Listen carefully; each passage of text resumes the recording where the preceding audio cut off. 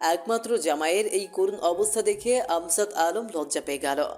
তিনি আরশের কাছে গিয়ে বললেন, আমি সত্যিই অনুতপ্ত বাবা। তুমি কিছু মনে করো না। আসলে কিছুদিন টানা বৃষ্টি ছিল তো, তাই কাদা এখনো শুকায়নি। তোমরা আমাকে কল দিয়েও তো জানাতে পারতে। নিজে নিজে কেন গাড়ি ধাক্কা দিতে গেলে? আমজাদ আলম অবনীকে উদ্দেশ্য করে বলল, অবনীমা, মোটরটি এনে জামাই বাবাকে গোসলের ব্যবস্থা করে দে। আরশ ফ্রেশ হয়ে বিছানায় পিঠ এলিয়ে দিল। রাজ্যের ক্লান্তি তাকে ঘিরে ধরল। চোখে নেমে এলো রাজ্যের ঘুম। যখন ঘুম ভাঙল, দেখতে পেল অবনী আয়নার সামনে দাঁড়িয়ে চোখে কাজল দিচ্ছে। অবনীর কোমর অবধি লম্বা চুল থেকে টুপটুপ করে পানি ঝরছে। ভেজা চুলে অবনীকে ছদ্মফোঁটা গোলাপের মতো লাগছে। আরশ অবনীর দিকে বিহবল দৃষ্টিতে তাকিয়ে আছে। আচমকা অবনীর দৃষ্টি পড়ল আরশের দিকে। আরশকে এইভাবে নিচের দিকে তাকিয়ে থাকতে দেখে অবনী পেছনে ঘুরে আরশের দিকে প্রশ্ন ছুড়ল, কি ব্যাপার? আপনি এভাবে আমার দিকে তাকিয়ে আছেন কেন? তোমাকে খুব, আমাকে খুব কি? কিভাবে যে বলবো বুঝতে পারছি না। কি এমন বলবেন যে বুঝতে পারছেন না আপনি? আবনি, তোমাকে খুব সুন্দর লাগছে। ওরে বাবা, ভূতের মুখে রাম রাম। এই আপনার মতলব কি বলুন তো? এত মিষ্টি মিষ্টি কথা বলছেন। আরশ থতমত খেয়ে বলল, আমার আবার কিসের মতলব হবে? আপনার কথাবার্তা তো সুবিধাজনক নয়। নিশ্চয়ই কোনো একটা মতলব আছে। যে এই লোক সারাক্ষণ আমাকে পেতনি ছাড়া কথাই বলে না, সে যদি এত মিষ্টি মিষ্টি কথা বলে তাহলে তো নিশ্চয়ই কোনো গন্ডগোল আছে। কথায় আছে না, অতি ভক্তি চোরের লক্ষণ। যা বাবা, সবসময় সুন্দর বলি না বলে যে কখনো বলতে পারবো না তা তো না। ভালোই মিষ্টি কথা জানেন দেখছি। তবে মিষ্টি কথা সবসময় চিড়ে ভেজে না। কিছুক্ষণ পিংপতন নীরবতা ভেঙে আরশ অবনীকে উদ্দেশ্য করে বলল। তোমার মোবাইলের পাসওয়ার্ডটা বলো তো। আরশের এমন দ্বারা কথায় অবনী পুরো বোকা বনে গেল। অবনী অদ্ভুত চাহনি দিয়ে আরশকে জিজ্ঞেস করল, কেন বলুন তো? আপনি সব কিছু ছেড়ে এখন আমার মোবাইল নিয়ে কেন পড়লেন? আরশ আমতা আমতা করে বলল, কেন আবার এমনি? কেন, আমি কি তোমার মোবাইল হাতে নিতে পারি না? অবনী আরশের হাত থেকে নিচের মোবাইলটা টেনে নিয়ে বলল, না, পারেন না। আর শুনুন না, আপনি আমাকে বউ বলে মানেন আর না মানেন, আমি আপনাকে বড় বলে মানি। সো একদম ন্যাকামি করে আমার বর সাজার চেষ্টা করবেন না। কথাটা বলে অবনী ভেঙচি কেটে মুখ ঘুরিয়ে নিল। অবনীর এমন কাজে আরশ ভ্যাবাচ্যাকা খেয়ে গেল। আশ্চর্য, এখানে বর সাজার কি আছে? আমি জাস্ট তোমার মোবাইলটা চেয়েছি। এর সাথে বর সাজার আর ন্যাকামি করার কি সম্পর্ক? কেন? বাই এনি চান্স আপনি কি আমার প্রেমে পড়েছেন? এখন আমার বয়ফ্রেন্ড আছে কিনা তা চেক করতে চাইছেন? Shut up, idiot. আমি জাস্ট আমার কাদামাখা ছবিটা ডিলিট। এক নাগারে এইটুকু বলে আরশ থেমে গেল। আর মনে মনে নিজেকে বকাবকি করছে। কারণ অবনী যদি তার দুর্বলতাটা বুঝে ফেলে তাহলে তো রীতিমতো ব্ল্যাকমেইল করবে সব কিছুতে। ওই যে কথায় আছে না, যেখানে বাঘের ভয় সেখানেই সন্ধ্যা হয়। আরশের কথা শুনে অবনীর আর বুঝতে বাকি রইল না আরশের এত মিষ্টি কথার কারণ। অবনী বলল, ও আচ্ছা আচ্ছা, এই জন্যই এতক্ষণ এত মিষ্টি মিষ্টি কথা বলছিলেন। যাক, একদিক দিয়ে ভালোই হলো। ছবিটা তো আমি ভুলেও ডিলিট করছি না, ভবিষ্যতে কাজে লাগাবো। কথাটা বলে অবনীর রুম থেকে বেরিয়ে গেল। ডাইনিং টেবিলে বাহারি রকমের খাবার সাজানো। আমজাদ আলম একমাত্র জামাইয়ের জন্য সকল খাবার নিজ হাতে রান্না করেছেন। বাবাকে একা এত খাবার রান্না করতে দেখে অবনী বলল, বাবা, তুমি কেন নিজে নিজে এত কষ্ট করতে গেলে? আমি এসেই তো রান্না করে নিতে পারতাম। মেয়ের কথা শুনে আমজাদ আলম বলল, এটা কোনো কথা বললি রে মা? তুই কেন এত দূর থেকে এসে রান্না করতে যাবি? এখন এত কথা না বলে চুপচাপ জামাইয়ের পাশে বস। অবনী তার বাবাকে ধরে চেয়ারে বসিয়ে বলল, একদম বেশি কথা বলবে না। অনেক হয়েছে, এবার তুমি খাবার খেতে বসো তো। আমি খাবার সার্ভ করছি। অবনী আরশকে আর তার বাবাকে খাবার সার্ভ করে দিল। আমজাদ আলম আরশকে উদ্দেশ্য করে বলল, আমাদের ছোট্ট ঘরে তোমার থাকতে খুব অসুবিধা হচ্ছে, তাই না বাবা? না না, it's okay, I am fine. এইভাবে তাদের জামাই শ্বশুরের মাঝে টুকটাক কিছু কথা হলো। তাদের খাওয়া শেষে অবনী নিচেও খেয়ে নিল। আর রাত্রিবেলা কারেন্ট চলে যাওয়ায় চাঁদের আলোয় ওঠানে চেয়ার নিয়ে জামাই শ্বশুর খোশ গল্পে মেতে উঠল। অবনী কফি বানিয়ে নিয়ে এলো তাদের জন্য। তারপর অবনীও তাদের জামাই শ্বশুরের আড্ডায় যোগ দিল। গল্প করতে করতে কোন ফাঁকে মধ্যরাত পেরিয়ে রাতের শেষ অংশ চলে এলো কেউ টেরই পেল না। সবার হুঁশ ফিরল কারেন্টের আগমনে। এতক্ষণ বাইরের প্রকৃতির মনোরম পরিবেশে হৃদয় জোড়ানো বাতাসে কারেন্টের অনুপস্থিতি কারো অনুভবই হয়নি। হয়তো এই মুহূর্তে কারেন্ট না এলে গল্প করতে করতে রাত পেরিয়ে ভোর হয়ে যেত। কারেন্ট চলে আসায় সবাই রুমে চলে এলো। অবনীর রুমে খাটে এতটা চড়া নয়, দুজন ঠিকঠাকভাবে ঘুমানোর মতো। মাঝ দিয়ে যে কোলবালিশে রাখবে তার তাগত নেই, ফলস্বরূপ একজনকে নিচে ঘুমোতেই হবে। তাই অবনী বলল। আপনি উপরে ঘুমান, আমি মেঝেতে বিছানা করে নিচ্ছি। কিন্তু অবনীর কথায় আরও সে আপত্তি জানায়।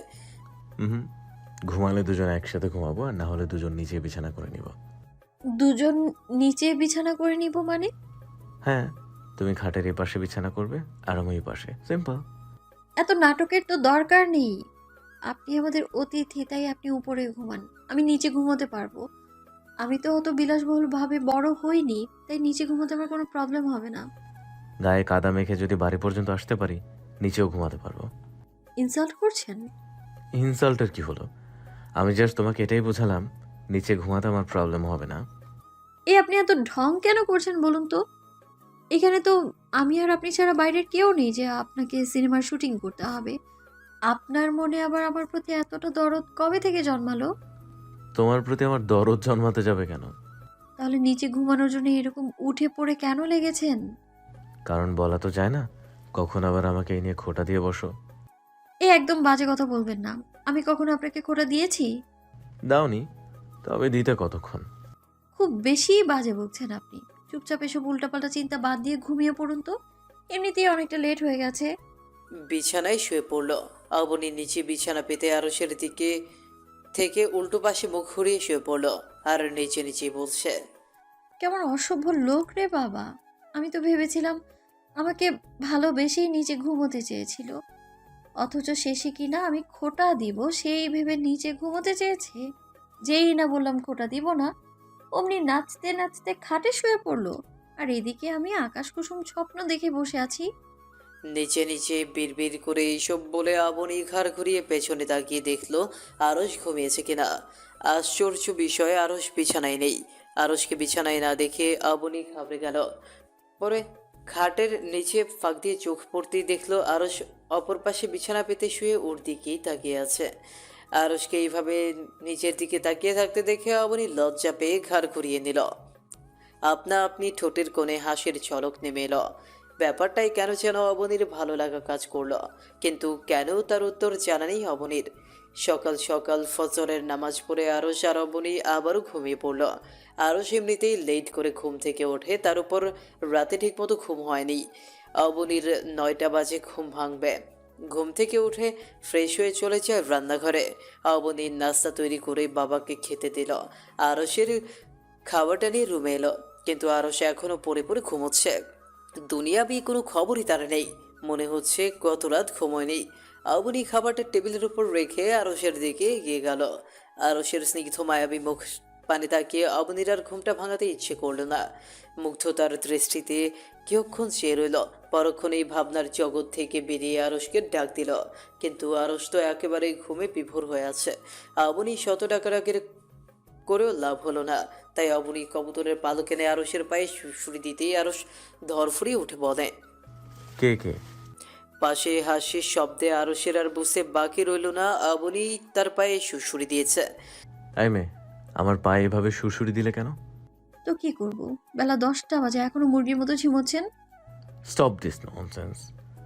তুমি কি আমাকে একটা দিনও ঠিকঠাক মতো ঘুমাতে দিবে না? না, দিব না, কারণ মানুষ রাতে বেলা ঘুমায় আর দিনের বেলা নয়। আরশ একরাশ বিরক্তি নিয়ে উঠে গেল। বিকেলবেলা আমজাদ আলম অবনীকে বলল আরশকে নিয়ে বাইরে হাঁটতে যেতে। বাবার কথা অনুযায়ী অবনী আরশকে নিয়ে বের হলো। সারা বিকেল তারা দুজন হাঁটাহাঁটি করে সন্ধ্যার দিকে বাসায় ফিরল। ক্লান্তিতে আরশ বিছানায় পিঠে এলিয়ে দিল। আরশের জীবনে এতটা পথ কখনো হাঁটেনি। চার দেয়ালের মাঝে বদ্ধ ছিল তার জীবন, তাই বাইরের প্রকৃতিটা একটু অন্যরকমভাবে উপভোগ করেছে সে। লাইট অফ করে ক্লান্তির দূর করতে ঘুমিয়ে পড়ল আরশ।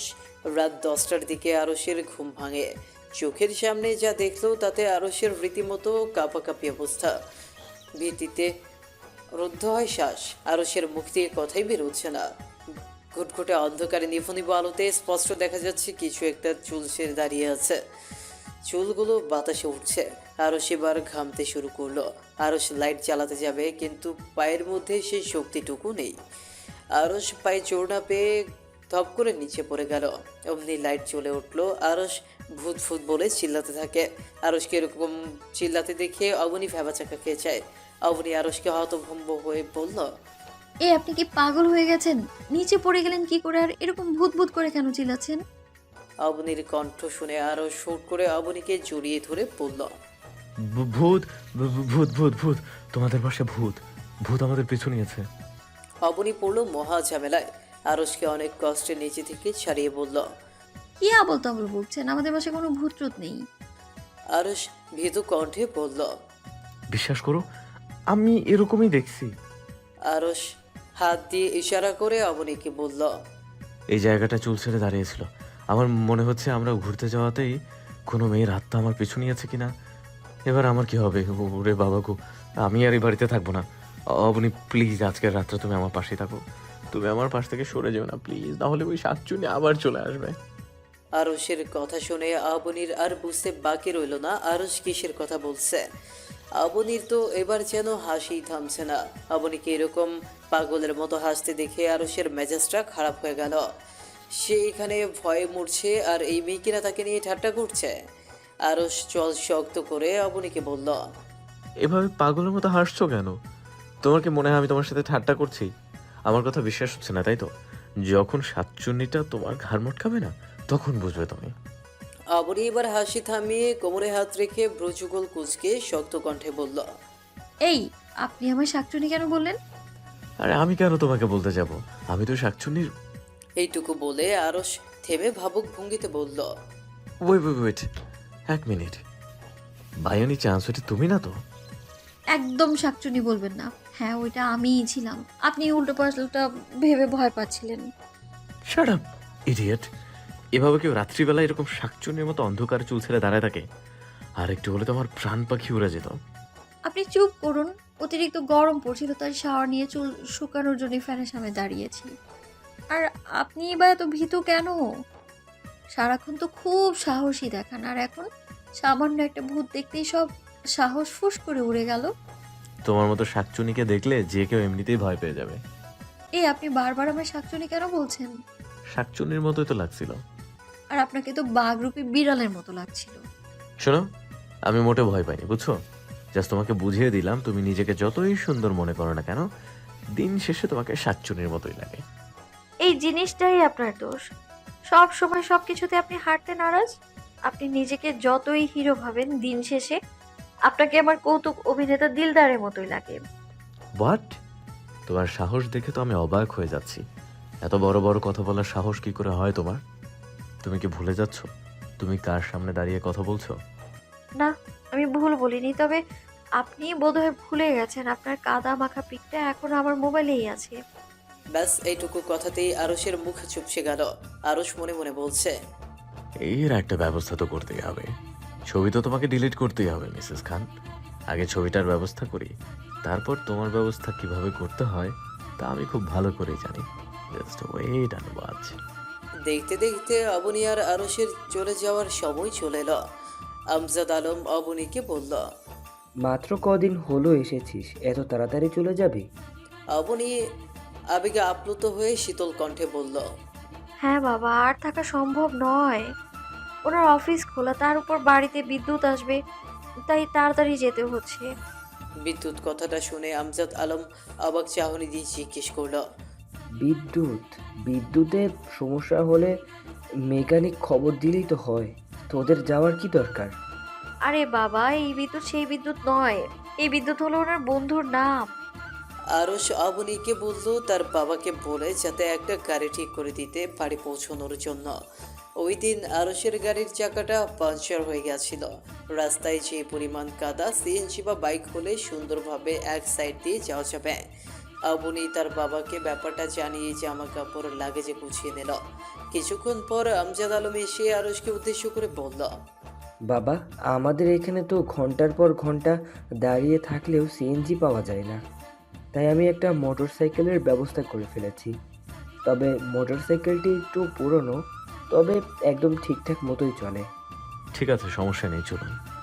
আরস মোটরসাইকেল দেখতে গেল আর অবনীকেও এগোতে বলল। রুম থেকে বেরিয়ে আরস আজমাত আলমকে উদ্দেশ্য করে বলল। বাবা, গাড়ি কোথায়? আমজাদ আলম হাত দিয়ে উঠোনের দিকে ইশারা করে বলল। ওই যে এই মোটরসাইকেলটা। আরসের তো এবার হাউমাউ করে কাঁদতে ইচ্ছে করছে। শেষ পর্যন্ত তার শ্বশুর কিনা তার জন্য এরকম একটা গাড়ি জোগাড় করলো। গাড়ির নাক মুখ কিছুই অবশিষ্ট নাই, একেবারে 1989 সালের মতো সাইকেল। পুরনো গাড়ির কথা শুনে আরস ভেবেছিল একটু পুরনো, কিন্তু মোটর সাইকেলটি দেখার পর আরসের চক্ষু চড়ক গাছ। এরকম গাড়ি নিয়ে যাওয়ার চেয়ে তো হেঁটে যাওয়া অনেক ভালো। জামাইয়ের এমন হতভম্ব মুখ দেখে আমজাদ আলম বুঝতে পারলেন গাড়িটি তার পছন্দ হয়নি। তিনি তবুও সান্ত্বনাস্বরূপ আরসকে বলল। বাবা, গাড়িটি দেখতে এরকম হলেও খুবই ভালো সার্ভিস দেয়। আবনির রুম থেকে বেরোতে বেরোতে মাঝ দিয়ে ফুরুল কেটে বলল।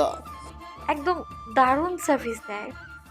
আপনি একেবারে নিশ্চিন্ত থাকতে পারেন। অন্তত আপনার ওই নড়বড়ে গাড়ির মতো অর্ধেক রাস্তায় থেমে যাবে না। আরস অবনীর দিকে কটমট দৃষ্টিতে তাকালো আর নিজের মনে মনে বলছে। গাড়ির যে দশা দেখছি, অর্ধেক রাস্তা পর্যন্ত যাওয়ার সৌভাগ্য কি আমার হবে? আরসকে চুপ থাকতে দেখে আমজাদ আলম একটু আমতা আমতা করে বলল। জামাই বাবা, তুমি কি এই গাড়িতে করে যেতে ইচ্ছুক নও? শ্বশুরের কথা শুনে আরস স্বভাব সুলভ জোরপূর্বক হেসে জবাব দেয়। না না, ইটস ওকে, আমরা এই গাড়িতে করে যেতে পারবো। জামাইয়ের কথা শুনে আমজাদ আলম একটু স্বস্তি পেলেন। অনেক কষ্টে পাশের বাসার ছেলেটার থেকে মোটর সাইকেলটি নিয়েছে। ছেলেটাও রাজু মেকানিক ওয়ার্কশপে নতুন জয়েন করেছে। আমজাদ আলম আরসকে বলল। জামাই বাবা, আমি ওয়ার্কশপে তোমার গাড়িটি ঠিক করে রেখে দিব, তুমি লোক পাঠিয়ে দিও। আরস বলল। বাবা, আপনি কি আমাকে শুধু জামাই ভাবেন নাকি নিজের ছেলে ভাবেন? আমজাদ আলম হেসে বললেন। শোনো ছেলের কথা, আমি তোমাকে আমার ছেলের মতোই ভাবি। আমি কালকে আপনার জন্য একটা নতুন বাইক কিনে পাঠাবো। বাইক কেনার কারণ হচ্ছে যাতে কাদার মধ্যেও চলাচল করতে আপনার অসুবিধা না হয়। আপনি প্লিজ না করবেন না। জামাইয়ের এমন কথা শুনে আমজাদ আলম মুগ্ধতার দৃষ্টিতে চেয়ে রইলেন, সাথে লজ্জা বোধ করলেন। আমজাদ আলমকে এরকম লজ্জা পেতে দেখে আরস কোমল কণ্ঠে বলল। আমি কিন্তু আপনাকে লজ্জা ফেলতে কথাটা বলিনি, আপনার ছেলে হয়ে বলছি। বাবা, আমি আপনার জামাই নই, আমি আপনার ছেলে। এরপরেও কি আপনার আমার দেয়া জিনিস নিতে আপত্তি আছে? আমজাদ আলম এবার স্বভাবসুলভ হেসে বললেন। জামাই হিসেবে আপত্তি ছিল, কিন্তু ছেলে হয়ে যখন বলছো, তাহলে আমার আর কোনো আপত্তি নেই। অনেক অনেক ধন্যবাদ। আমি কত খুশি হয়েছি আপনাকে জাস্ট বলে বোঝাতে পারবো না। আরসের কথায় অবনী মুগ্ধ হলো, নিচে নিচেই বলছে। মানুষটাকে যত খারাপ ভেবেছিলাম তিনি অতটাও খারাপ নয়। কিছু কিছু আচরণে উনি সত্যি প্রশংসার যোগ্য। আরস মোবাইল নিয়ে তাদের ড্রাইভার রিয়াজকে কল জানিয়ে দিয়েছে রাজু রাজু অটোমোবাইল ওয়ার্কশপের ওখানে যেন গাড়ি নিয়ে আসে। তাদের গাড়িটি নষ্ট হয়ে গেছে। তারপর আমজাদ আলমের থেকে বিদায় নিয়ে তারা দুজন রওনা দিল। সারা রাস্তা আরস আল্লাহ আল্লাহ জিকির করতে করতে গেল। আর কিছুক্ষণ পর পর পেছনে তাকিয়ে দেখছে অবনী পেছনে আছে নাকি গাড়ির অর্ধেক ভেঙে রাস্তাতেই রয়ে গেছে। রাস্তায় আরসকে দেখে অনেক মেয়েরা হাসাহাসি করছিল আর বলছিল, এত হ্যান্ডসাম ছেলে কিনা টমটম গাড়ি চালাচ্ছে। আহারে, আবার কেউ কেউ বলা বলি করছে, রসিক ভাতেও মারে, রসিক শীতেও মারে। আরস ওয়ার্কশপের সামনে গাড়ি ব্রেক করলো। রিয়াজ গাড়ি থেকে নেমে আরসকে এরকম টমটম গাড়িতে চড়তে দেখে হো হো করে হেসে দিল। আরস রিয়াজের দিকে কটমট দৃষ্টিতে তাকাতেই হাসি বন্ধ হয়ে গেল। আরস রিয়াজকে পেছনে গিয়ে বসতে বলল নিজে ড্রাইভ করবে বলে। অবনী আরসের পাশের সিটে বসলো। সারা রাস্তা পিংপতন নীরবতা। বাসায় পৌঁছানোর পর গাড়ি থেকে নেমে আরস পা বাড়ালে অবনী পেছন থেকে বলে। আমার বাবাকে নিয়ে এতটা ভাবার জন্য ধন্যবাদ আপনাকে। আরস ঘাড় বাঁকিয়ে পেছনে ফিরে পকেটে হাত গুজে বলল। শোনো মেয়ে, শ্বশুর মশাইয়ের সাথে ভাব করে নিয়েছি বলে ভেবো না, শ্বশুরের মেয়ের সাথেও ভাব করে নিব।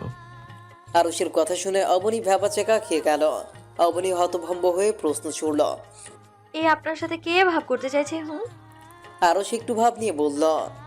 না, তোমার কথা শুনে মনে হলো আমার সাথে চেঁচে পড়ে ভাব করতে চাইছো। আপনার মতো শয়তান লোকের সাথে ভাব করার কোনো ইচ্ছেই আমার নেই, বুঝেছেন আপনি? কথাটা বলে অবনী খান ভবনের দিকে পা বাড়ালো। আরস তার যাওয়ার পানে তাকিয়ে রইল আর নিজে নিজেই বলছে, ভাব তো তুমি করবে মিসেস খান, আমার মনের খাঁচা তো তোমাকে বন্দি করবই। তোমার জন্য এত আয়োজন আর তুমি এরকম পালাই পালাই করবে, তা তো হতে পারে না। আমি তোমাকে বাধ্য করব না, তুমি নিজেই আমাকে ধরা দেবে। It's my challenge. কথাটা বলে আরশও পা বাড়ালো খান ভবনের দিকে। অবনী গিয়ে জাহানারা খানকে জড়িয়ে ধরল। জাহানারা খান অবনীর কপালে ঠোঁট ছুঁয়ে বলল, কেমন আছো মিষ্টি? বাবার বাড়ি গিয়ে তো আমাকে ভুলেই গিয়েছো। না দাদু, ভুলিনি। প্রতিটা মুহূর্ত তোমায় মিস করেছি। আমাদের ওইদিকে সিগন্যাল বেশি একটা থাকে না, তাই নেটওয়ার্কের প্রবলেমের জন্য বেশি কথা বলতে পারিনি। জাহানারা খান মৃদু হেসে বলল, হ্যাঁ, আমি বুঝতে পেরেছি, মজা করার জন্যই কথাটা বললাম। জাহানারা খান সোফায় বসা একজন সুদর্শন যুবককে দেখিয়ে বলল, ও হলো বিদ্যুৎ, ওর কথাই বলছিলাম তোমাকে। আর বিদ্যুৎ, ও হচ্ছে আমার নাত বউ। লোকটি সোফা থেকে উঠে দাঁড়ালো। অবনী তাকে সালাম দিল। দুজনের মাঝে ভালো মন্দ কথা হলো। বিদ্যুৎ অবনীকে উদ্দেশ্য করে বলল, আমি কিন্তু তোমার ভাইয়ের মতো, তো আমাকে ভাই বলেই ডাকতে হবে। আসলে আমার পরিবার বলতে আরশের ফ্যামিলিকেই বুঝি। আমি যখন অনার্স দ্বিতীয় বর্ষে ছিলাম সেই সময়টাতে বাবা মা আমাদের একা করে চলে যায়। বিদ্যুতের কথা শুনে অবনী অবাক হয়ে বলল, আমাদের মানে? হ্যাঁ, আমাকে আর আমার ছোট বোনকে ছেড়ে চলে গেছে পরপারে। ও আচ্ছা, আপনার বোন কোথায়? ছিল, এখন আর নেই। কথাটা বলে বিদ্যুতের চোখ দিয়ে পানি গড়িয়ে পড়ল। বিদ্যুতের কান্না দেখে অবনীর মনে কষ্ট অনুভব হয়। অবনী কৌতূহলী হয়ে জিজ্ঞেস করলো, এই মানে কি হয়েছিল আপনার বোনের?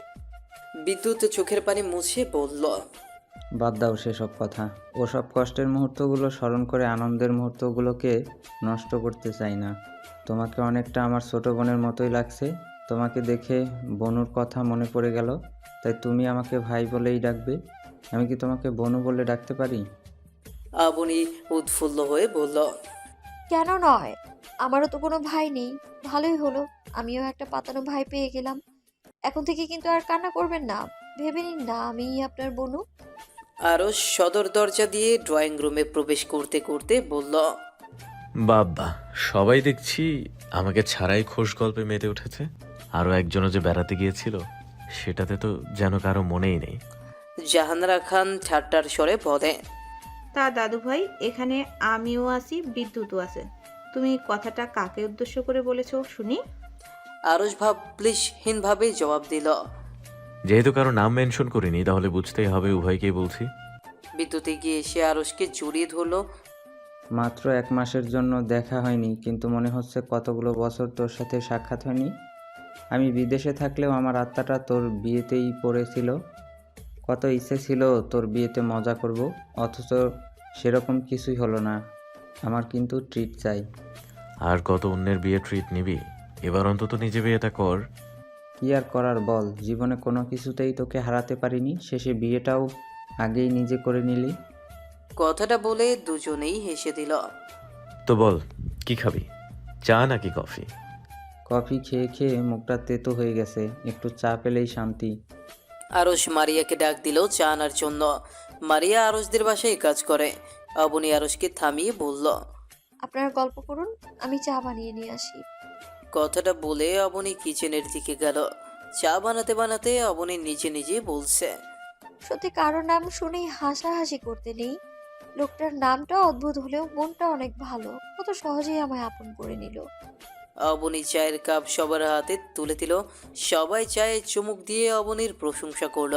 বিদ্যুৎ বলল, সত্যিই বনু, তোমার হাতের চা একেবারেই অসাধারণ, অসম্ভব ভালো হয়েছে। এখন থেকে আমি এ বাড়িতে রোজ আসবো তোমার হাতের চা খেতে। অবনী অভিমানী স্বরে বলল, বনু বলে ডাকছেন, অথচ এখনো তুমি করেই বলছেন। আপনার বনুকে কি আপনি তুমি করেই বলতেন? অবনীর কথা শুনে বিদ্যুৎ হেসে দিল। সাবলীল কণ্ঠে বলল, আচ্ছা ঠিক আছে, আর অভিমান করতে হবে না। আমি এখন থেকে তুই করেই বলবো। তোকেও কিন্তু আমাকে তুমি করে বলতে হবে, ডান? ওকে, ডান। প্রিয়া খান আর চৈতি শপিং করতে গিয়েছিল। চৈতি সদর দরজার মুখে পা রাখতেই আরশকে দেখতে পেল। অবনীরও চোখে গেল চৈতির দিকে। চৈতি হাতের শপিং ব্যাগগুলো ফেলে টানা টানা কণ্ঠে আরশ বেবি। করে দৌড়ে আরুষের দিকে আসছিল, আর অমনি অবনী নিজের পা বাড়িয়ে দিল। চৈতি স্পিডে দৌড়ে আসছিল, তাই লেংচি খেয়ে তাল সামলাতে না পেরে ধপ করে নিচে পড়ে গেল। সবাই আহাম্মক হয়ে চৈতির দিকে চেয়ে রইল। অবনীর তো হো হো করে হাসতে ইচ্ছে করছে, কিন্তু সবাই বুঝে যাবে বলে প্রাণ খুলে হাসতেও পারছে না। আরস তো ফিক করে হেসে দিল, সেই সাথে জাহানারা খান, বাকিনি বিদ্যুৎ। সবার মুখে হাসি থাকলেও হাসি নেই প্রিয়া খানের মুখে। তিনি দ্রুত এগিয়ে এসে চৈতিকে ফ্লোর থেকে উঠিয়ে বলল, তোমরা কি মানুষ? দেখছো মেয়েটা পড়ে গেছে, যেখানে তাকে টেনে তুলবে সেখানে তা না করে সবাই হাসছো। অবনী হাসি থামিয়ে নিজের হাসি কন্ট্রোল করে গলা ছাড়ি দিয়ে বলল, সেই তো, সবাই এরকম হাসাহাসি করছো কেন? আর ননদিনী, তুমি বা এরকম ঝড়ের বেগে তড়িৎ গতিতে ছুটছিলে কেন? হাগো, তোমাকে এভাবে পড়ে যেতে দেখে না আমার সত্যি কষ্ট লাগছে, এটা বলে বোঝাতে পারবো না। সবার সামনে এইভাবে অপমানিত হয়ে চৈতির মনে প্রতিহিংসার আগুন দাউ দাউ করে জ্বলে উঠল অবনীর উপর। রাগে ফুঁসছে চৈতি। অবনী যে কথাটা গা জ্বালানোর জন্য বলেছে সেটা প্রিয়া খান খুব ভালো করেই বুঝতে পারছেন, তাই তিনি কড়া কণ্ঠে বলল, থাক, তোমাকে আর এত আলকা দরদ দেখাতে হবে না। চৈতিকে বলল, এখানে দাঁড়ানোর কোনো প্রয়োজন নেই, রুমে চল, দেখি কোথায় লেগেছে তোর। তারা যেতেই সবাই হো হো করে হেসে দিল। এতক্ষণ সবাই খুব কষ্টে হাসি কন্ট্রোল করেছিল। একটা কথা চিরন্তন সত্যি, আমরা যখন কাউকে চোখের সামনে ধপ করে পরিচিতি দেখি, তখন তাকে ওঠানোর চিন্তা মাথায় আসার বদলে মুখে হাসিটা আসে সবার আগে। এই দৃশ্যটি হলো বিনা টিকিটে হালকা বিনোদন। আরশ আর বিদ্যুৎ বেরিয়ে পড়ল। আজকে অবনী নিজে দুপুরের রান্নার দায়িত্ব নিল। অবনীর মন আজ খুশিতে ফুরফুরে হয়ে আছে, একটা পাতানো ভাই পেয়েছে, তাই সকলের দুপুরের খাবারের দায়িত্ব অবনী নিজেই নিল। আপন মনে বাহারি রকমের খাবার রান্না করছে অবনী। মারিয়াকে কিছুই রাখতে দেয়নি, তবে টুকটাক এটা ওটা এনে দেওয়া সবজি, মাছ, মাংস এসব মারিয়াই কেটে দিয়েছে। অবনী মারিয়াকে পাঠিয়ে দিয়েছে বিশ্রাম করতে। রান্না শেষে অবনী খাবারগুলো ঢেকে রেখে জাহানারা খানের রুমের দিকে পা বাড়ালো খোঁজ গল্প করবে বলে। অবনীর রান্নার ফাঁকে ফাঁকে জাহানারা খান এসে দেখে গেছিল তাকে। মারিয়ার সাথে অবনীর খুব ভাব হয়ে গেছে। এই বাড়িতে অবনীর এই দুজন মানুষকেই বেশি ভালো লাগে। আর তার শ্বশুর আছে কোনো রকম, আর আরস তো এই ভালো তো এই খারাপ। আরসকে বোঝা অবনীর পক্ষে অসম্ভব। অবনী জাহানারা খানের দরজার চৌকাঠে দাঁড়িয়ে বলল, দাদু, আসবো? আরে এসো এসো, তোমাকে কতবার বলেছি আমার ঘরে আসতে অনুমতি নেওয়ার প্রয়োজন নেই। অবনী স্বভাবসুলভ হাসি দিল। তারপর অবনী জাহানারা খানকে তাদের বাড়ি যাওয়ার ঘটনা থেকে শুরু করে আসার পথ পর্যন্ত সব ঘটনা বলল। সব শুনে জাহানারা খানের হাসতে হাসতে পেট ব্যথা হয়ে গেছে। তাদের গল্পের মাঝে আরশের ডাক পড়লো। তারা ফ্রেশ হয়ে নিচে আসছে টেবিলে খাবার রেডি করতে। বিদ্যুৎ আর আরশ ফ্রেশ হয়ে নিচে নেমে এলো। একে একে সবাই টেবিলে বসেছে। ঘ্রাণে সবার পেট ভরে গেছে। নানান রকম খাবারের ঘ্রাণে সবার পেটের ক্ষুধা যেন গুরুতরভাবে নাড়া দিয়ে উঠল। চৈতি এসে আরশের পাশের চেয়ারটায় বসে পড়ল। চৈতিকে নিজের পাশে দেখে আরশ বলল, কি ব্যাপার, এতগুলো চেয়ার খালি থাকতে তুই আমার পাশে এসে কেন বসলি? তোকে না ওই দিন বারণ করেছিলাম আমার চোখের সামনে আসতে। কাম অন আরশ বেব, আমি তো বলছি আমি ভুল করে ফেলেছি। সেই দিনের জন্য আমি তোর কাছে ক্ষমা চাইছি। বল, সামান্য একটু খাবার টেবিলে বসেছি, এতে করে এত রিয়েক্ট করার কি আছে? অবভিয়াসলি এটা রিয়াক্ট করার বিষয়, কারণ আমার পাশের চেয়ারটা তোর নয়। তুই অন্য চেয়ারে গিয়ে বস। এভাবে কেন বলছিস আরশ? অবনী এই বাড়িতে বউ হয়ে আসার আগে তো আমি তোর পাশের চেয়ারটাই বসতাম, তাই না? সেটাও এই বাড়িতে আসার আগে। এখন যেহেতু চলে এসেছে, তো তুই অন্য চেয়ারে গিয়ে বস। চৈতি রাগে কটমট করতে করতে চেয়ার ছেড়ে উঠে গেল। অবনী সবাইকে খাবার পেরে দিল। জাহানারা খান অবনীকেও বসতে বলল। অবনী বলল সবার খাওয়া হয়ে গেলে সে খেয়ে নিবে। আরশ হাতে মোবাইল নিয়ে ব্যস্ততার অজুহাত দেখিয়ে বলল, আমার খাবারটা ঢেকে রাখো তো, আমার একটা জরুরি কল করার আছে। আরশের উঠে যাওয়াটা অবনীর সন্দেহ হলো। সত্যি জরুরি কল নাকি অন্য কিছু? এইদিকে জাহানারা খান কিছু একটা আজ করে ঠোঁট চেপে হাসলো। সবাই খাওয়া শুরু করলো। সবাইকে এরকম মজা মজা করে খেতে দেখে চৈতি একটু আশ্চর্য হলো। চৈতি এতক্ষণ খাবারে হাত দেয়নি। তার উদ্দেশ্য ছিল সবাই আগে খাবার মুখে নিয়ে রিপোর্ট দিবে, নিঃসন্দেহে অখাদ্য কুখাদ্য এসব মন্তব্য করবে, কিন্তু তার কিছুই ঘটলো না। সবাই এত মজা মজা করে খাচ্ছে দেখে চৈতিও খাওয়া স্টার্ট করলো। একটু মুখে নিতেই ঝাল ঝাল বলে লাফিয়ে উঠল। প্রিয়া খান চৈতির পাশেই বসেছিল। তিনি দ্রুত চৈতির দিকে পানি এগিয়ে দিল। চৈতি গড় গড় করে এক ঝোঁক পানি নিমিশে শেষ করে ফেললো, কিন্তু তবুও ঝাল কমলো নাম নেই। জালের চোটে চৈতি কথাই বলতে পারছে না। চৈতি কোনো রকমে হাঁপাতে হাঁপাতে অবনীর দিকে আঙুল তুলে বলল, এই মেয়েটা ইচ্ছে করে আমার খাবারে ঝাল মিশিয়ে দিয়েছে। শুধু ঝালই নয়, সাথে অত্যধিক পরিমাণ লবণ। এই মেয়ে, তোমার সাথে আমার কি এমন শত্রুতা, হ্যাঁ? নাকি আমি এই বাড়িতে থাকছি বলে তোমার সেটা সহ্য হচ্ছে না? চৈতির কথায় সবাই অবাক হয়ে একে অপরের মুখের দিকে চাওয়াচাই করছে। তখন অবনী বলল, ঠিকই বলেছো তুমি, তবে কথাটার মাঝে একটা ভুল আছে। আমার তো মনে হচ্ছে আমি না, বরং তোমারই সহ্য হচ্ছে না আমি এই বাড়িতে থাকছি বলে। অবনীর কথা শুনে প্রিয়া খান তেলে বেগুনে জ্বলে উঠল। তিনি শক্ত কণ্ঠে অবনীকে বললেন, চুপ করো তুমি, অসভ্য মেয়ে কোথাকার, ম্যানার্স জানো না? একে তো মেয়েটাকে আজ হিংসের চোটে মেরে ফেলতে চেয়েছিলে, তার উপর আবার বড় বড় কথা বলছো। ওই যে কথাই আছে না, চোরের মায়ের বড় গলা, তোমার অবস্থা দেখছি ঠিক সেই রকম। বাড়ির সকলে কেন যে তোমার এখনো এই বাড়িতে অ্যালাউ করেছে আমি বুঝতেই পারছি না। তোমাকে তো এই মুহূর্তে এই বাড়ি থেকে ধাক্কা দিয়ে বের করে দেওয়া উচিত। এত চেঁচামেচি শুনে আরো শেষে বলল, কি হয়েছে এখানে? এত চেঁচামেচি কিসের? প্রিয়া খান মুখ বাঁকিয়ে বলল, কি হয়তো সেটা আমাদের না জিজ্ঞাসা করে তোর বউকে জিজ্ঞাসা কর। তোর বউয়ের জন্যই মনে হচ্ছে এই বাড়িতে থাকা দুষ্কর হয়ে পড়বে। মায়ের এরকম ঘোরানো পেঁচানো কথা আরশের পছন্দ হলো না। আরো চল শক্ত করে গম্ভীর কণ্ঠে বলল, আমি তো এত ঘুরিয়ে পেঁচিয়ে কথা শুনতে চাই নাই। কি হয়েছে সেটা কেউ ক্লিয়ারলি বলবে আমাকে? বলে কি হবে, হ্যাঁ? সব শুনে তুই কি তোর বউকে এই বাড়ি থেকে তাড়িয়ে দিবি? চৈতি আরশের কাছে এগিয়ে গিয়ে নেকা নেকা কণ্ঠে বলল, বেব, এই মেয়েটা হিংসে করে আমার খাবারে অত্যধিক পরিমাণ ঝাল এবং লবণ মিশিয়েছে। চৈতির কথা শুনে আরশ কোনো রিয়াকশনই দিল না। আরশ মোবাইলের দিকে মনোযোগ দিল। আরশের হিয়ালিপনা দেখে প্রিয়া খান বলল, কি হলো বাবু, এখন চুপ করে আছিস কেন? নাকি তোর বউ কাউকে খুন করে ফেললেও তোর কাছে সেটা অন্যায় নয়? মায়ের কথা শুনে আরশ মোবাইল থেকে চোখ সরিয়ে পড়ল। মামা, এখন তুমি কি বলতে চাইছো? একটা বাইরের মেয়ের জন্য অবনীকে আমি বাড়ি থেকে বের করে দিব? প্রথম কথা হচ্ছে, অবনী এরকম কিছু করতে পারে বলে আমি বিশ্বাস করি না। আর তাছাড়া কাজটা যে অবনী করেছে তার উপযুক্ত প্রমাণ কি তোমাদের কাছে আছে? শুধুমাত্র সন্দেহের উপর ভিত্তি করে একজনকে বাড়ি থেকে তাড়িয়ে দিতে কি করে বলতে পারো তুমি মম? প্রিয়া খান এবার তাচ্ছিল্যের স্বরে বললেন, ও আচ্ছা আচ্ছা, মানে এখন তোর বউয়ের নামে নালিশ দিতে আমাদের আগে প্রমাণ জোগাড় করতে হবে। প্রিয়া খান জাহানারা খানের দিকে তাকিয়ে বলল, কি ব্যাপার শাশুড়ি মা, আপনার মুখটা এখন বন্ধ কেন? নাকি আপনার রসগোল্লা না জানি মিষ্টির বেলায় 7 খুন মাপ? আপনি নাকি পেশায় জাজ? তো এবার বিচারটা করুন। অবনী এতক্ষণ পূর্ণ দৈর্ঘ্য ছায়াছবি দেখছিল আর দেখতে চেয়েছিল আরশের রিয়াকশন কি হয়। অবশেষে অবনী সহ্যের সীমা ছাড়িয়ে গেল। অনেকক্ষণ যাবত তামাশা দেখছিলাম, কিন্তু আমি এটাই বুঝে উঠতে পারছি না যে একটা মানুষ এতটা নিখুঁতভাবে অভিনয় কি করে করতে পারে। অবনীর কথা শুনে চৈতির মনে ভয়ের সৃষ্টি হলো। চৈতি মনে মনে বলছে, এই রে, এই মেয়েটা কি কিছু দেখে ফেলো নাকি?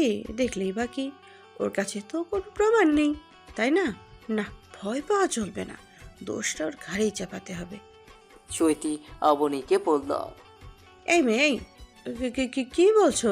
কি বলতে চাইছো তুমি? একটা জিনিস খুবই হাস্যকর, দোষ করলাম আমি আর তোতলাচ্ছ তুমি। এখন আমি সবাইকে একটা ভিডিও প্লে করে দেখাবো, আশা করছি তাহলে আর আমায় কষ্ট করে কিছু বলতে হবে না। ভিডিও ফুটেজ দেখে সবাই ভরকে গেল। ভিডিওতে স্পষ্ট দেখা যাচ্ছে চৈতি খাবার থেকে ঢাকনা ছড়িয়ে মরিচের গুঁড়ো আর কতগুলো লবণ ঢেলে দিয়েছে। চৈতির চোখে মুখে ভয় স্পষ্ট, গলা শুকিয়ে কাঠ হয়ে গেছে। ভিডিও শেষ হতেই অবনী বলল, মনে হচ্ছে আমার ননদিনী স্টার জলসা জি বাংলা একটু বেশি বেশি দেখে আর খলনায়িকাদের ফলো করে। তো ননদিনী, তুমি বরং এই বাড়িতে থেকে নিজের মূল্যবান সময় নষ্ট না করে সিনেমার কাজে লেগে পড়ো। অবনী ঘাড় ঘুরিয়ে প্রিয়া খানকে উদ্দেশ্য করে বলল, আর শাশুড়ি মা, আপনাকে বলছি, আপনি শাশুড়িই রয়ে গেলেন, মা আর হতে পারলেন না। চৈতি তুতলিয়ে বলল, সব মিথ্যে। এই মেয়েটা আমাকে ফাঁসাতে চাচ্ছে। এই মেয়ে, তুমি এই ভিডিও কোথায় থেকে আনলে? তুমিই বলো। যদি আমি এসব মিশিয়ে দিতাম তাহলে শুধু আমার প্লেটেই কেন এমন হলো? সবার বেলায় তো ঠিকই ছিল। তোমার মতো কূটনীতি বুদ্ধিওয়ালা লোক যদি ঘরে থাকে তাহলে তো প্রতি পা সব সাবধানতা অবলম্বন করেই ফেলতে হবে, তাই না? আমি রান্নাঘর থেকে বের হওয়ার আগে আজ করতে পেরেছিলাম তুমি কোনো না কোনো একটা গন্ডগোল পাকাতে পারো। সেদিন যেভাবে আমার লেহেঙ্গার ব্লাউজ জড়িয়ে ধরার নাম করে ছিঁড়ে ফেলেছিলে, কি ভেবেছিলে আমি বুঝতে পারবো না? আর আজ আমি কিচেনের সেল বক্সে মোবাইলের ক্যামেরাটা অন করে রেখেছিলাম। কিছু খাবার আমি আগে সরিয়ে রেখেছিলাম, তারপর রান্নাঘরে এসে আগে ক্যামেরাটা চেক করলাম, দেখি আমার সন্দেহটাই ঠিক ছিল। তাই ভালো খাবারগুলো সবাইকে দিয়ে তোমার ভেজালযুক্ত খাবার তোমাকেই দিলাম, যেটা তুমি আমায় অপদস্থ করতে মিশিয়েছো। সবাই তো পুরো স্তব্ধ হয়ে গেল। শেষে কিনা দুধ কলা দিয়ে বাড়িতে কালসাপ পুষছে। জাহানারা খান বলল, সি সি সি, এসব কোনো মানুষের কাজ? আরশ তার মাকে উদ্দেশ্য করে বলল, মম, তুমি বলেছিলে না উপযুক্ত বিচার করতে। চৈতির উপযুক্ত শাস্তি হলো আজকের পর থেকে ও আর এই বাড়িতে থাকবে না। আমাদের পুরনো বাড়ি তোকে রেখে এসো। ওটার জন্য উপযুক্ত জায়গা। দ্রুত ওর লাগেজ গুছিয়ে দাও। বাবুন, আরশ তার মাকে থামিয়ে বলল, আর কোনো কথা না মাম, অনেক হয়েছে, আর না। এবারই তো হয় আমি থাকবো, না হলে চৈতি থাকবে। ছেলের এমন কথা শুনে প্রিয়া খানের বুক ধক করে উঠল। ছেলের রাগ সম্পর্কে খুব ভালোই করেই জানেন, তাই কষ্টটা বুকের মধ্যেই চেপে রাখল। চৈতির আগে ফুসতে ফুসতে বাড়ি থেকে বিদায় নিল ভয়ঙ্করভাবে। এর প্রতিশোধ নেবেও। চৈতিকে বাড়ি থেকে তাড়িয়ে অবনী একটা স্বস্তির নিঃশ্বাস ফেলল। এতদিনে ডাইনিটাকে বিদায় করতে পেরেছে। যা কাণ্ড ঘটে গেল, এরপর আর কারো খাবার খাওয়ার ইচ্ছে জাগলো না। নিজের শত্রুকে তাড়িয়ে অবনী একটা শান্তির ঘুম দিল। বিকেল 4:30টার দিকে অবনীর ঘুম ভাঙল।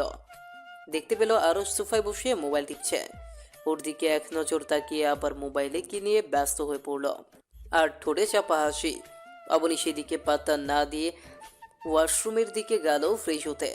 আয়নার দিকে নিজের চেহারা চোখে পড়তেই আহ করে এক চিৎকার করলো। অবনীর চিৎকার শুনে জাহানারা খান আর মারিয়া দৌড়ে এলো কি হয়েছে জানার জন্য। কিন্তু এসে যা দেখলো তাতে দুজনেই হাসতে হাসতে লুটোপুটি খাচ্ছে। হাসবেন নাই বা কেন? অবনীকে পুরো জোকারের মতো দেখাচ্ছে। পুরো মুখে পাউডার, চোখের উপর নিচে ভয়ঙ্করভাবে কাজল দিয়ে আর্ট করা, ঠোঁটেও কাজল লেপটে আছে, নাকের ডগায়ও লিপস্টিক লাগানো, ঠোঁটের পাশে গালের মধ্যে কাজল দিয়ে বিড়ালের দাড়ির মতো আর্ট করা। সব মিলিয়ে অবনীকে জোকারের চেয়ে কোনো অংশে কম লাগছে না। অবনীর খুব রাগ হলো সবাইকে এরকম হাসতে দেখে। জাহানারা খান কোনো রকম হাসি থামিয়ে বলল, মিষ্টি, তোমার এই অবস্থা হলো কিভাবে? আরও ভাবলেশীনভাবে জবাব দিল, কিভাবে আর হবে? আমি এরকম করেছি। অবনীর রেগে চেঁচিয়ে বলল, কেন করলেন আপনি এটা? দাদু, তুমি এখনো চুপ করে থাকবে?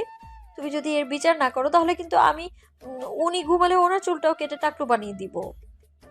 অবনীর কথা শুনে আরশ ফিক করে হেসে দিল।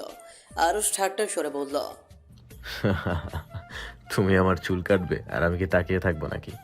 আমিও তোমার চুল কেটে এলোকেশি পেতনি থেকে ন্যাড়া বউ বানিয়ে দিব। জাহানারা খান আরশের কান টেনে ধরে বলল, খুব বেশি বেড়ে গেছো তাই না? আমার মিষ্টিকে জ্বালাতে খুব মজা লাগে। দাদু, লাগছে তো। কান ছাড়ো, ব্যথা পাচ্ছি তো। আগে মিষ্টিকে সরি বলো। আরশ দাদুর থেকে কান ছাড়িয়ে বলল, অসম্ভব। ও আমার কাদা মাখা পিক তুলে রেখেছে। ওকে বলো এখনই ওর মোবাইলের পাসওয়ার্ড বলতে, আমি নিজেই ডিলিট করব। অবনী বলল, অসম্ভব। ভেবেছিলাম একটু ভালো করে বললেই ডিলিট করে দিব, কিন্তু আপনি যা করলেন তারপর তো ডিলিট করার কোনো প্রশ্নই আসে না। ডিলিট না করলে তোমার এই জোকার মার্কার ছবি আমি ভাইরাল করে দেব। যদি নিজের ভালো চাও তো ভালোই ভালোই পাসওয়ার্ড বলে দাও। দিব না। ওকে, তাহলে আমি পিকটা ভাইরাল করে দিচ্ছি। আরে পাসওয়ার্ড তো বললামই। আজব। কখন বললে তুমি? কই, আমরা তো কেউ শুনতে পাইনি। আরে পাসওয়ার্ডই দিব না। হোয়াট? কতটা স্টুপিড হলে একটা মানুষ এরকম একটা পাসওয়ার্ড দিতে পারে? চুপ করুন, একদম আমাকে স্টুপিড বলবেন না। আপনার থেকে আমার ব্রেন অনেক ভালো। হ্যাঁ, তা তো দেখতেই পাচ্ছি।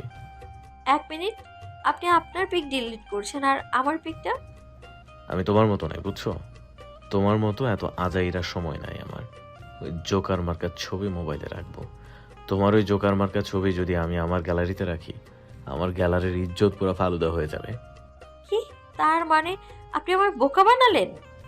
আবারও হাসালে তুমি। তুমি ঠিক কবে ইন্টেলিজেন্স ছিলে?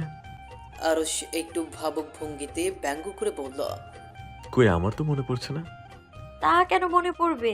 মনে তো সবসময় শয়তানি বুদ্ধিতে ভর্তি থাকে। এখন আমি মুখ পরিষ্কার করব কি করে? আরশ ভাবলেশহীন ভাবে বলল, ভীম সাবান দিয়ে। হোয়াট? আরে, এত আশ্চর্য হওয়ার কি আছে? ভীম সাবান দিয়ে যদি পাতিলের কালি উঠে, তাহলে তোমার মুখের কালিও উঠে যাবে। জাহানারা খান বলল, দাদু ভাই, এই কাজটা তুমি কিন্তু মোটেও ঠিক করনি। এছাড়া আমার আর কি করার ছিল দাদু? ও যদি ভালোই ভালোই ছবিটা সেদিন ডিলিট করে দিত, তাহলে আমাকে কষ্ট করে এসব করতে হতো না, আর ওরও এত ভোগান্তিতে পড়তে হতো না। তোমার মিষ্টিকে জানিয়ে দাও, ভবিষ্যতে আর যেন আমার পেছনে লাগতে না আসে। কথাটা বলে আরশ একটা ভাব নিয়ে সানগ্লাস চোখে দিয়ে রুম থেকে বেরিয়ে পড়ল। আবুরি বলল, দেখেছো দাদু, তোমার আদরের দাদু ভাইয়ের বিহেভ দেখেছো? একে তো অন্যায় করেছে, তার উপর কেমন ভাব দেখিয়ে চলে গেল। রাগ করো না মিষ্টি, দাদু ভাই আসলে তোমাকে রাগানোর জন্যই এরকম করছে। আবুনি একটু অভিমানী স্বরে বলল, হয়েছে হয়েছে, নিজের দাদু ভাইয়ের হয়ে আর সাফাই গাইতে হবে না। তুমি যে তোমার দাদু ভাইয়ের পক্ষে কথা বলবে তা আমি জানতাম। আমাকে তো আর কেউ ভালোবাসে না যে আমার পক্ষ হয়ে কথা বলবে।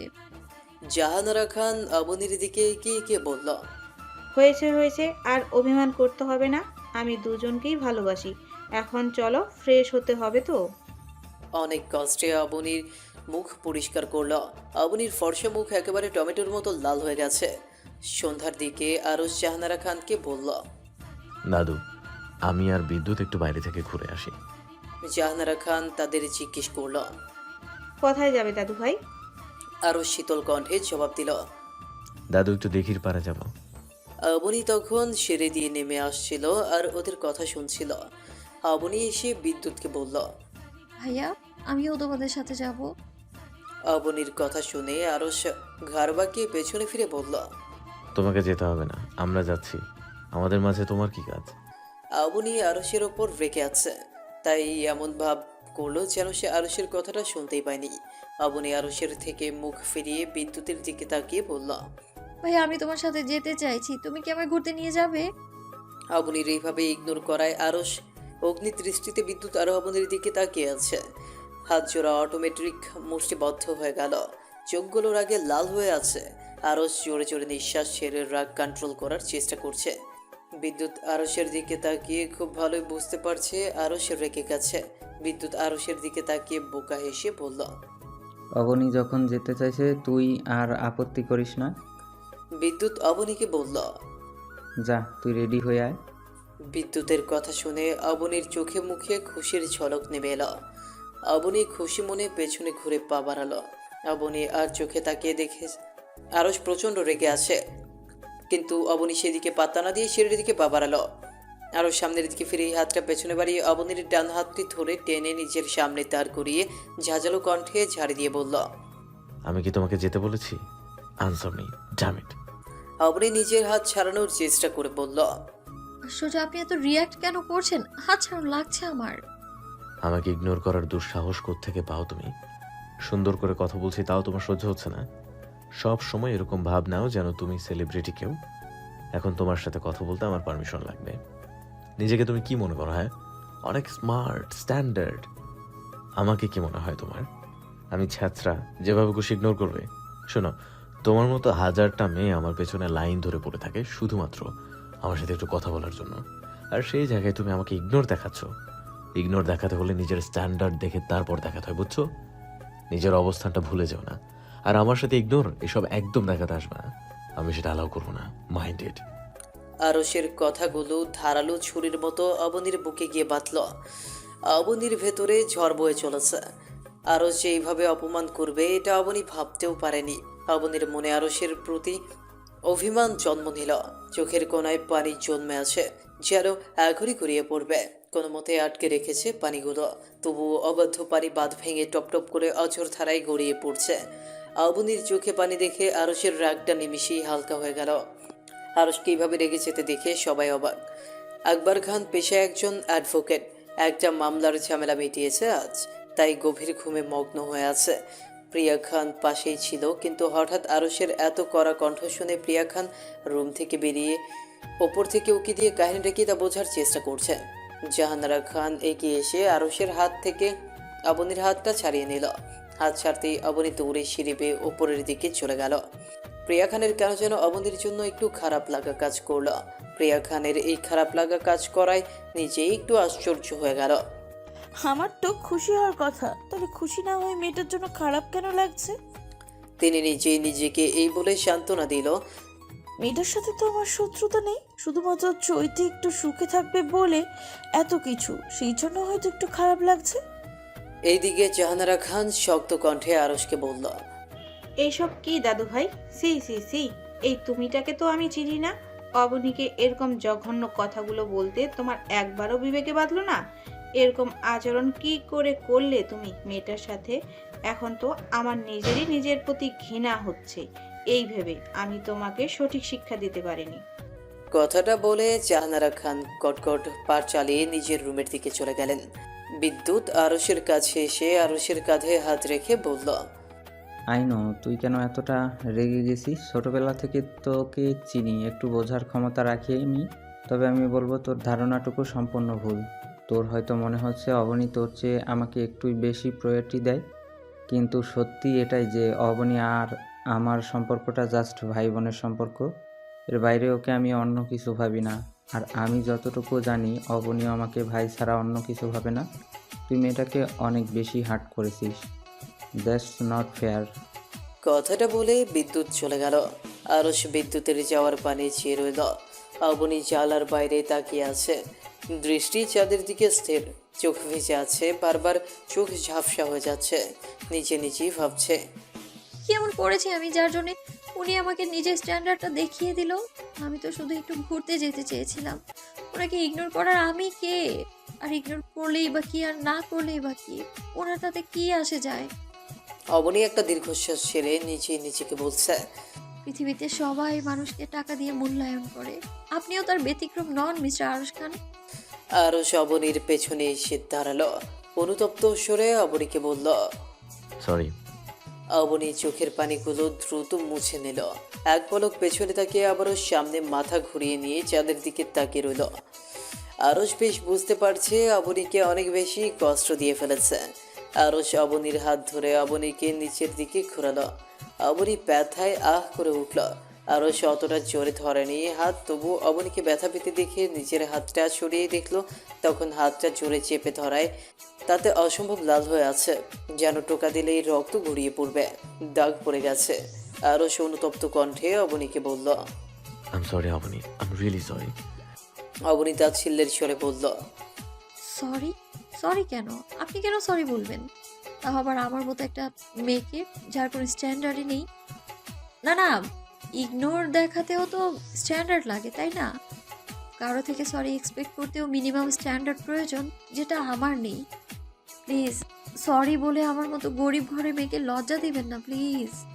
আমি জানি আমার আপনাকে রিকোয়েস্ট করার মতো সেই যোগ্যতাটুকুও নেই, তবুও বলছি প্লিজ দয়া করে সরি বলে আমায় লজ্জিত করবেন না। আরশ কানে হাত দিয়ে বলল, এই দেখো আমি কানে ধরছি, সত্যি বলছি আর তোমাকে কখনো এভাবে হার্ট করবো না। বিশ্বাস করো আমি তোমাকে এতটা হার্ট করতে চাইনি, কিন্তু হঠাৎ কেন যে মাথাটা এরকম গরম হয়ে গিয়েছিল নিজেও জানি না। গরম মাথা হলেও কথাগুলো কিন্তু একটাও ভুল বলেননি আপনি, প্রতিটা কথাই সত্য ছিল। প্লিজ আমাকে ক্ষমা করে দাও, তোমার যা শাস্তি দেওয়ার দাও, তবুও এভাবে কষ্ট পেও না প্লিজ। তুমি যদি এভাবে কষ্ট পাও আমি নিজেকে ক্ষমা করতে পারবো না অবনী। এর জন্য যদি নিজের প্রাণ দিতে হয় আমি তাতেও রাজি। কথাটা শুনে অবনীর বুকে ধক করে উঠল। সত্যিই যদি আরও সে উল্টোপাল্টা কিছু করে বসে, অবনী তাই সব কষ্ট বিসর্জন দিয়ে বলল, আমি কষ্ট পাইনি, আপনার উপরেও রেগে নেই, তবে ভবিষ্যতে কাউকে কিছু বলতে ভেবে বলবেন। কাউকে কিছু বলার আগে একবার ভাববেন অপর পাশের মানুষটা কথাগুলো কিভাবে নিচ্ছে। তার জায়গায় নিজে থাকলে কি করতেন? আরশ অবনীর হাত জোড়া ধরে বলল, মানুষ মাত্রই ভুল হয় অবনী, আমিও না হয় ভুলটা করে ফেলেছি। মানুষ যখন একের অধিকবার একই ভুল করে তখন সেটাকে অন্যায় হিসেবে গণ্য করা হয়। আই প্রমিস এরকম ভুল আর কখনো হবে না। স্মাইল। আরসের কথায় অবনী মৃদু হাসি দিল। আরস ফার্স্ট এড বক্স নিয়ে অবনীর হাতে মেডিসিন লাগিয়ে দিল। তারপর অবনীকে বলল। চলো আমরা দুজন ঘুরতে যাব। অবনী বলল। না, এখন আর যাওয়ার মুড নেই। এখনো রেগে আছো? না, তাহলে এমনি ভালো লাগছে না। তাহলে কি আমি ধরে নিব তুমি এখনো রেগে আছো? আচ্ছা ঠিক আছে, আমি তৈরি হয়ে নিচ্ছি। অবনীর কথায় আরস কিছুটা হালকা অনুভব করলো। এতক্ষণ পর্যন্ত অনুতাপের ভার বইছিল। রাতে সন্ধ্যার ল্যাম্পপোস্টে ঘোলাটে পাতের আলোয় দুজন দিঘির পাড়ে হাঁটছে। রাস্তার পাশে সারিবদ্ধ গাছ, শৌশু বাতাস বইছে। অন্যরকম একটা ভালো লাগা কাজ করছে অবনীর। আরস অবনীর হাতে হাত রাখতে চেয়েও রাখলো না। আরস দুটো আইসক্রিম নিল, একটা নিজের জন্য, অন্যটা অবনীর জন্য। অবনী আইসক্রিম খাচ্ছে আর সামনের দিকে হেঁটে চলেছে। আর এইদিকে যে আরস এক দৃষ্টিতে অবনীর দিকে তাকিয়ে আছে, সেই দিকে অবনীর খেয়ালই নেই। তারা দুজন একটি বেঞ্চিতে বসে প্রকৃতির মনোরম বাতাস উপভোগ করছে। তখন আরস গান গাইতে শুরু করলো।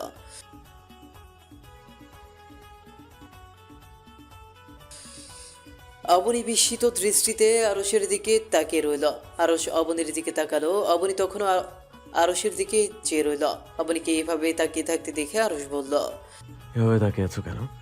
এরকম মন জোড়ানো পরিবেশ থাকলে আমার গান গাইতে ইচ্ছা করে। আরসের কথায় অবনীর ঘোর কাটে। অবনী চোখ নামিয়ে নিল। অবনী চুপ করে আছে দেখে আরস বলল। সুন্দর। শুধুই সুন্দর? আরসের কথায় অবনী আবারও অবাক হয়ে আরসের দিকে তাকিয়ে রইল। দাদু প্লিজ এভাবে মুখ ভার করে রেখো না। বললাম তো এরকম বিহেভিয়ার কখনো করবো না, আই প্রমিস। এবারের মতো ক্ষমা করলাম, তবে ভবিষ্যতে কিন্তু আর ক্ষমা করব না। খাবার শেষ করে অবনী আর আরস বেরিয়ে পড়লো অফিসের উদ্দেশ্যে। অবনীর আজ অন্যরকম ভালো লাগা কাজ করছে। কতদিন পর আবারও সেই চেনা পরিবেশ। রূপা, জিসান ওদের সাথেও মজা করতে পারবে। আধ ঘন্টার মধ্যে তারা অফিসে এসে পৌঁছলো। অফিসে প্রবেশ করতেই সবাই আরসকে সালাম দিল। আরস নিজের কেবিনে চলে গেল। আরস আদেশকে রেখে বলল অবনীকে ওর কেবিনে নিয়ে যেতে। আরসের কথায় অবনী বলল। আদেশ কেন? আপনি নিয়ে গেলে প্রবলেম কোথায়? আরস হাতের কলমটা সূক্ষ্ম হাতে ধরে বলল। অবনী আপনি মনে হয় ভুলে যাচ্ছেন, আমি আপনার অফিসের বস। পিওনও নই, বডিগার্ডও নই। আপনি আদেশের সাথে যান, ও আপনাকে নিয়ে যাবে। আরসের কথা শুনে অবনী তো ভ্যাবাচাকা খেয়ে গেল। নিজে নিজেই বলছে। আরে, এই লোক তো দেখি গিরগিটির চেয়েও ভয়ঙ্কর। রূপ বদলাতে 1 সেকেন্ডও সময় লাগে না। কালকে কত ভালো ভালো কথা বলছিল, আর আজ মুহূর্তেই রূপ বদলে গেল। একেবারে তুমি থেকে আপনি। আবারও ব্যাটার ভেতরের শয়তানি আত্মাটা বেরিয়ে আসছে। অবনীকে এরকম ভ্যাবলার মতো চেয়ে থাকতে দেখে আরস বলল। কি ব্যাপার, আপনি এখনো কেন দাঁড়িয়ে আছেন? আরসের কথায় অবনীর ধ্যান ভাঙে। অবনী বলল। এভাবে চেঁচাচ্ছেন কেন? আপনার এখানে বসে থাকবো নাকি আমি? অবনী আপনি মেবি ভুলে যাচ্ছেন আমি আপনার বস, আর বসের সাথে কিভাবে বিহেভ করতে হয় তা নিশ্চয়ই জানা আছে আপনার। আর যেহেতু আমি আপনার বস, সো আমাকে স্যার বলেই সম্বোধন করবেন, ওকে? অবনী দাঁতে দাঁত চেপে বলল। জি স্যার। কথাটা বলে আর 1 সেকেন্ডও অপেক্ষা করলো না, সোজা বেরিয়ে গেল। আদেশও অবনীর সাথে বেরিয়ে গেল। আদেশ হচ্ছে আরসের অফিসের পিয়ন। অবনী যেতেই আরস ঠোঁট চেপে হাসল। আরস নিচে নিচেই বলছে। মিসেস খান, আপনার সাথে ঝগড়া করতে আমার বেশি ভালো লাগে। আপনার বোকা বোকা কথাগুলো একটু বেশি ভালো লাগে। তারপর আরস কাজে মন দিল। এইদিকে আদেশ অবনীকে তার কেবিন দেখিয়ে দিয়ে চলে গেল। অবনী নিচে চেয়ারে বসলো। চেয়ার ঘুরতে দেখে অবনী বলল। আরে বাহ, এ তো দেখছি ঘুরে। ওই বজ্জাত বস আমাকে অফিস থেকে তাড়িয়ে দিয়েছিল, আর এখন নিয়তি আবারও আমাকে এই অফিসেই ফিরিয়ে আনলো, তাও আবার জিএম হিসেবে। একেই বলে কপাল। না, বেশি খুশি হোস না অবনী। ওই বেটা গিরগিটির চেয়েও ভয়ঙ্কর। কখন আবার তোর কোন ভুল খুঁজতে লেগে যাবে কে জানে। অবনী চেয়ারে মাথা এলিয়ে অফিস ছেড়ে চলে যাওয়ার দিনের কথা মনে করছিল। ফ্ল্যাশব্যাক। অবনীর স্কুল লাইফের বেস্টি আনিকার জন্মদিনে গিয়েছিল অবনী। বার্থডে উপলক্ষে আনিকা পার্টি রেখেছিল। তাদের স্কুলের কয়েকজনই এসেছিল। সবাই একসাথে হই হুল্লোড় করছিল। নানা রকম ব্যস্ততায় কারো সাথে কারো দেখা সাক্ষাৎ হয়নি। বহু বছর পর একে অপরের দেখা পেয়ে নানা গল্পে মেতে উঠেছে সবাই। শুধুমাত্র অবনীর মনে টেনশন, কখন বাড়ি যাবে। অবনী আনিকাকে এক কোণে ডেকে এনে বলল। দোস্ত, আমার বাড়ি ফিরতে হবে রে। অবনীর কথা শুনে আনিকা আশ্চর্য হয়ে জিজ্ঞেস করল। কেন বাড়ি ফিরবি? তুই না বললি আজ আমাদের বাড়ি থাকবি? দেখ, তোর জন্য কিন্তু রিমি, জুহি এরা থাকার প্রিপারেশন নিয়ে এসেছে। এখন যদি তুই চলে যাস ওরা খুব রেগে যাবে। তাছাড়া আমারও ভালো লাগবে না। আমি বুঝতে পারছি দোস্ত, কিন্তু কি করব বল। থাকবো তো বলেছিলাম 1 সপ্তাহ আগে, কিন্তু কালকে আমার অফিস আছে। কি? কালকে তো শনিবার, অফ ডে। অফ ডেতে কেউ অফিস করে? আমার যেই বস, এমপ্লয়িরা যে একটু শান্তিতে থাকবে এটা তো তার সহ্যই হয় না। পারে না যেন 30 দিনই খোলা রাখে। আর আমার দোষ খুঁজে বের করতে তো এক্সট্রা 2 চোখ লাগিয়ে রাখে সে। কি বলছিস? আচ্ছা, তোর বস কি একটু বুড়ো টাইপের? আরে না, আমার বস ইয়াং, হ্যান্ডসাম, স্মার্ট আর চুতিয়া টাইপ লোক। উনি মনে কর শান্ত কণ্ঠে হেসে হেসে এমনভাবে কথা বলবে যেন মনে হয় সুই দিয়ে সেলাই করছে। আর সারাক্ষণ এমন একটা মুড নিয়ে থাকবে যেন তিনি কোনো সিনেমার হিরো। তুই তো জানিস না আমার রাতে ঘুমোতে হয়। রাতে ঘুমাতে না পারলে তো দিনে কাজই করতে পারবো না আমি। তোর বসকে বল না যে তোর বান্ধবীর বার্থডেতে এসেছিস, তাই কাল অফিস যেতে পারবি না। আমার যেই বস, এখন যদি বলি যে আমার বান্ধবীর বার্থডে পার্টি আছে, আমি অফিসে আসতে পারবো না, উনি বলবেন তাহলে আর জব করতে হবে না, বাড়ি গিয়ে ওইসব পার্টিই করো। তখন তুই দিবি আমায় চাকরি? দিব তো। কি চাকরি দিবি? আনিকা হেসে বলল। ঘুম। আনিকার কথা শুনে অবনী আনিকার কান টেনে বলল। তুইও আমায় নিয়ে মজা নিচ্ছিস তাই না? আরে কান ছাড়, আমার কানটা কি ছিঁড়ে ফেলবি নাকি? আমি আরও ভাবছিলাম আমরা নাচ গান করব, তোকে গান শিখাবো। অবনীর আবার গান শেখার খুব ইচ্ছে ছিল। আনিকা খুব ভালো গান গাইতে পারত। আনিকা বলেছিল অবনীকে শেখাবে, কিন্তু সময়ের জন্য কখনো শিখে ওঠা হয়নি। কলেজ ভার্সিটির সময় পড়াশোনা, আর পরে তো এই বজ্জাত বসের অফিসে জব। নিজের ইচ্ছাটা তাই চাপা পড়ে রইল। আজ যখন সুযোগ পেয়েছে তাই অবনী কৌতূহল হয়ে পড়ল। সত্যি বলছিস? তাহলে আমি থাকবো, তবে বেশি রাত জাগতে পারবো না। ওকে, ডান। তারপর সকলে নাচ গান আনন্দে মেতেছিল। সবাই মিলে হরর মুভি দেখছিল। ভূত দেখে সবাই মুভি দেখা বাদ দিয়ে ঘুমিয়ে পড়লো, শুধুমাত্র অবনী ছাড়া। অবনীর কাছে হরর মুভি ভেরি ইন্টারেস্টিং লাগে। সারা রাত অবনী ঘুমোতে পারেনি। সকালে ফজরের নামাজ পড়ে ঘুমিয়ে পড়ল। আনিকা 8টার দিকে অবনীকে ঘুম থেকে জাগানোর জন্য ডাকছে, কিন্তু অবনীর কোনো সারা শব্দ নেই। গভীর ঘুমে মগ্ন হয়ে আছে অবনী। এইদিকে সময় পেরিয়ে যাচ্ছে। অবনীকে গভীর ঘুমে আচ্ছন্ন দেখে আনিকা উপায় না পেয়ে অবনীর কানের কাছে গিয়ে বলল। অবনী, তোর বস এসেছে। কথাটা বলতেই অবনী ধরফরিয়ে উঠে পড়ল। কই কই? অবনীর এমন কাণ্ডে আনিকা হাসতে হাসতে মরি অবস্থা। অবনীর আর বুঝতে বাকি রইল না আনিকা তার সাথে মজা নিয়েছে। অবনী বালিশ দিয়ে আনিকাকে মারতে শুরু করলো। আরে থাম থাম, আমাকে মারছিস কেন? ঘড়ির দিকে তাকিয়ে দেখ কয়টা বাজে। অফিস যাবি না? ঘড়ির দিকে তাকিয়ে অবনী শকড। অবনী মাথায় হাত দিয়ে বলল। হায় হায়, এতটা সময় পেরিয়ে গেছে আর তুই আমায় এখন বলছিস? অবনী দ্রুত রেডি হয়ে অফিসের দিকে রওনা দিল। অফিসে এসে অবনী তো ঘুমের জন্য চোখে মেলতে পারছে না। অবনীকে ঘুমে এরকম ঝিমুতে দেখে রূপা আর জিসান হাসাহাসি করছিল। আদেশ এসে জিসান আর রূপাকে কফি দিল। তারপর অবনীর দিকে ফিরে বলল। ম্যাডাম, আপনার কি ঘুম পাইতেছে? কোনো সমস্যা নেই, মুই আপনার লাগা কফি বানাই আনতাছি। আদেশের কথা শুনে জিসান ঠাট্টার স্বরে বলল।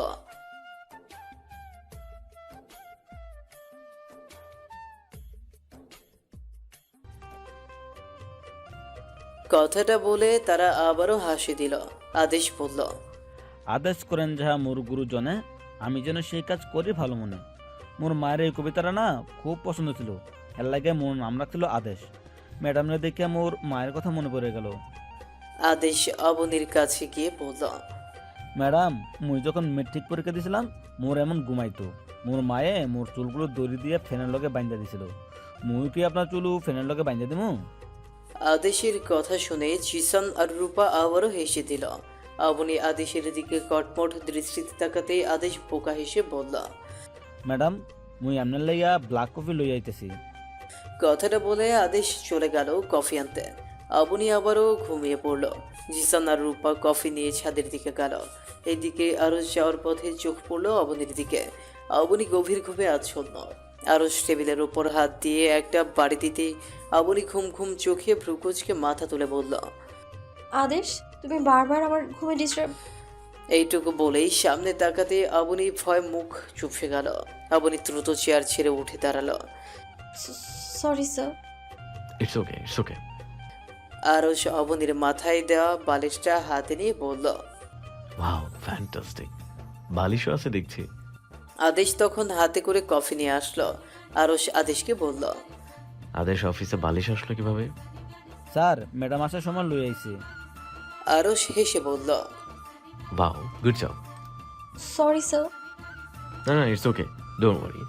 সরি বলার কোনো প্রয়োজন নেই, সরি বলার কোনো প্রয়োজন নেই। আপনার চেহারাটাতে বড় করে লেখা আছে I am sorry. Sorry sir, don't be sorry. I am sorry যে আপনার এত সুন্দর শান্তির ঘুমটা ভাঙিয়ে দিলাম। অবনী কাপা কাপা কণ্ঠে বলল।